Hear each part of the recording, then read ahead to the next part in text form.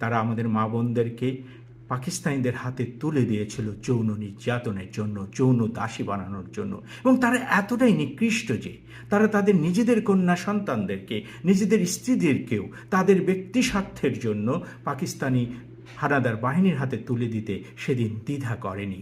সেই জামাতই আজকে আবার আমাদের ক্ষমতায়, মূলত ডক্টর ইউনূসের সাথে ক্ষমতায় এই মুহূর্তে, এবং তারা তাদের দীর্ঘমেয়াদী ক্ষমতার জন্য আগামী নির্বাচনটিকে ব্যবহার করতে চায়। প্রিয় দেশবাসী, মনে রাখবেন 1971 সনের জামাত কিন্তু বদলায়নি, তাদের আদর্শ বদলায়নি। কারণ এই শফিকুর রহমানই কিছুদিন আগে বললেন যে নারীদের কর্মঘণ্টা কমিয়ে 5 ঘন্টা করা হবে। অর্থাৎ তাদের মূল উদ্দেশ্য কিন্তু নারী সমাজকে প্রথমত তাদের বশে নিয়ে আসা। কারণ নারীদেরকে যদি তারা কন্ট্রোল করতে পারে তাহলে তারা পুরো দেশকে কন্ট্রোল করতে পারবে। এবং তারা এই তাদের যে নারী, আমার সহানুভূতি হয় যে সমস্ত নারী আজকে তাদের পক্ষে কথা বলছেন, তাদের জন্য তাদের প্রতি যথাযথ সম্মান জানিয়েই বলছি। মূলত এই নারীরা এই জামাতের নির্যাতন, নিপীড়ন এবং তাদের দ্বারা দাসত্বের শিকার হয়ে আছে।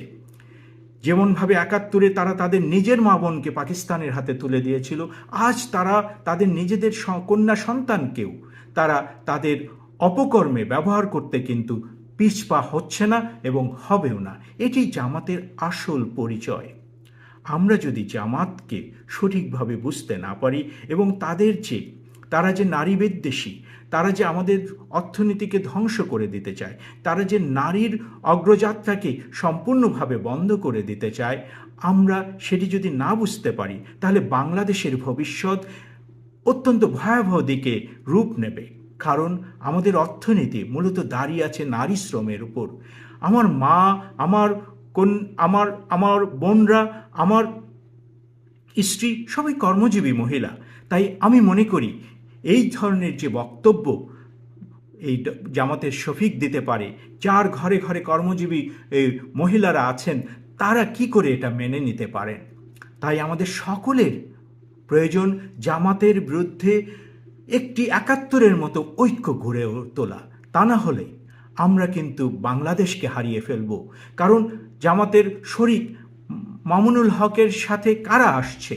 তালেবানরা আসছে। তালেবানরা তাদেরকে পরামর্শ দিচ্ছে, আপনি যদি বাংলাদেশকে তালেবান রাষ্ট্র না করতে চান, আপনি যদি বাংলাদেশকে ইরানের মতো রাষ্ট্র না করতে চান, যদি ইসলামের অপব্যাখ্যার মাধ্যমে এই মোল্লাদের হাতে আপনি যদি দেশকে তুলে নিতে না চান, তাহলে এখনই সময় এসেছে সকলকে ঐক্যবদ্ধ হওয়ার।